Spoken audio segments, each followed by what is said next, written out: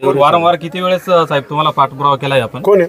ते देवरे साहेब. देवरे साहेब नमस्कार. नमस्कार. विनोद नाटे बोलतोय, भूमिपुत्र फाउंडेशन. हो साहेब, ओळखतो. आपली हा. भेट पण झाली 2-3 हा बरं, मला एक सांगा साहेब, आता इथं 2 वर्ष झालं जलजीवन मिशन योजनेचं काम चालू आहे.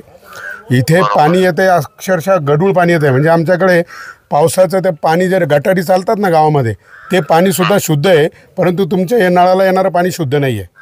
आणि यांचं असं म्हणणं आहे का ठेकेदार, बरं तुम्ही जो जिल्हा परिषदेने कोणाला नेमलेलं आहे?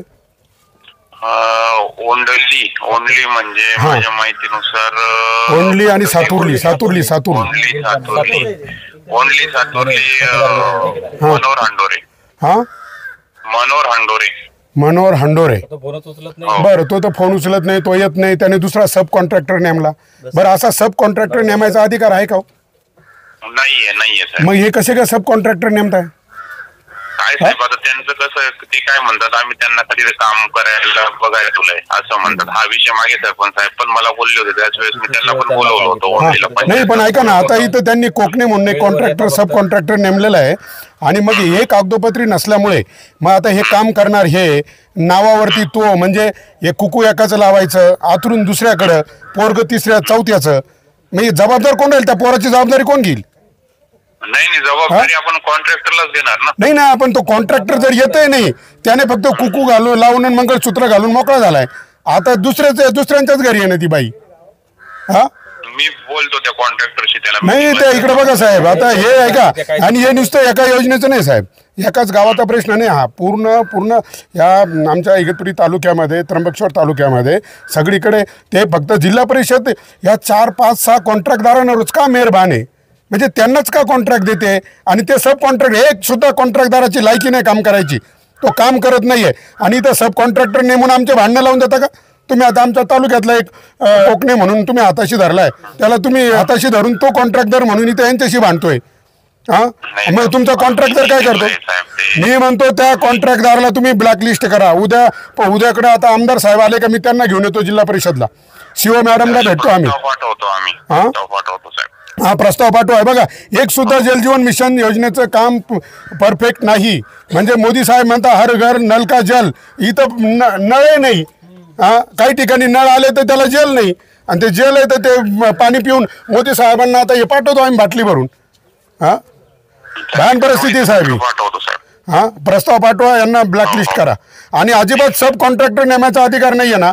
यांनी प्रत्येक गावात सब कॉन्ट्रॅक्टर नेमलाय, यांना कॉन्ट्रॅक्टरच माहीत नाही. बरं, कोण आहे इथं कॉन्ट्रॅक्टर? येतोय कॉन्ट्रॅक्टर तुमच्याकडे? येतोय का? आणि अजून एक प्रश्न आहे माझा साहेब, अजून एक प्रश्न आहे. जर यांना त्या ओंडली ग्रामपंचायत, ओंडली गावात जे पाणी आहे ना, जी नळ योजना आहे ना, तिला जर यांना कनेक्ट केलं तर यांना पाणी आलं असतं. ऐका, हा बाकीचा खर्च काहीच गरज नव्हती. मग तुम्ही ह्या योजना देताना, त्याच्यात कामाची मंजुरी देताना तुम्ही स्थानिक ग्राम पातळीवर जाऊन बघत नाही का या गावाला कशाची गरज आहे, या गावाचा पाण्याचा प्रश्न कसा मिटेल, तो सुटेल कसा, हे तुम्ही बघत नाही का साहेब? साहेब, तत्कालीन परिस्थितीत आता तुम्हाला सांगतो, ग्रामपंचायतीने दिलेल्या ठरावानुसार नाही, आता ग्रामपंचायतींचे ठराव तुम्हाला सांगतो, ऐका ना साहेब, हे सगळे 15 ऑगस्ट 26 जानेवारीला सह्या घेऊन आणि लोकांचे दिशाभूल करून हे ठराव घेतले जातात. हे तुम्हाला कोणाला माहिती आहे का जलजीवन मिशन योजनेला ठराव घेतला होता? काय माहिती आहे का? कुठे घ्यायचं काय माहित होतं? तुम्हाला विचारून झालंय का?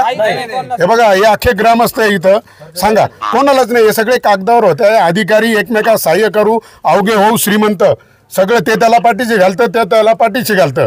मी म्हणतो, हा कॉन्ट्रॅक्टर जर काम करत नाहीये, यालाच का कॉन्ट्रॅक्ट दिलं जातं? हा, अहो, सगळ्या माझ्या तालुक्यातलेच नाही, पूर्ण नाशिक जिल्ह्याची परिस्थिती साहेब. मी या माध्यमातून आता सीओ मॅडमला पण माझं आव्हान आहे का तुम्ही काय करताय? म्हणजे या देशातल्या प्रत्येक IAS अधिकाऱ्यांनी जर ठरवलं ना, एका दिवसात 2 दिवस सुद्धा लागणार नाही, भ्रष्टाचार संपून जाईल, परंतु त्यांच्या नाकासमोर भ्रष्टाचार होतोय, ते पण काय बसले. भयान परिस्थिती आहे. बघा, आता तुम्ही हा साहेब, जेव्हा ही योजना आपल्या इगतपुरी तालुक्यात डिझाईन झाल्या 19-20 मध्ये हे प्रस्ताव पाठवले, तत्कालीन परिस्थितीत मी तर तालुक्यात नव्हतो. मी 2023ला तुमच्या तालुक्यात आलेलो. बरोबर आहे. पण मग योजना प्रत्यक्षात राबवताना साहेब, ऐका ना, या योजना प्रत्यक्षात राबवताना एवढा शासनाचा पैसा, म्हणजे हा जनतेचा पैसा आहे साहेब.